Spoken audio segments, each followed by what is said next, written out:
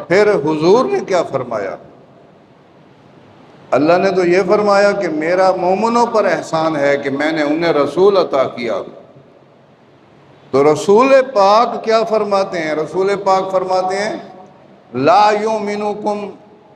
یؤمن احدکم حتی اکون احب الیہ من والدہ وولدہ والناس اجمعین، کہ وہ مومن اس وقت تک ہو ہی نہیں سکتا اپنے والدین، اپنے بہن بھائی اور سارے لوگوں سے زیادہ مجھ سے محبت کرے، جب تک وہ مجھ سے محبت سب سے زیادہ نہیں کرے گا وہ مومن ہی نہیں، حضور فرما رہے ہیں۔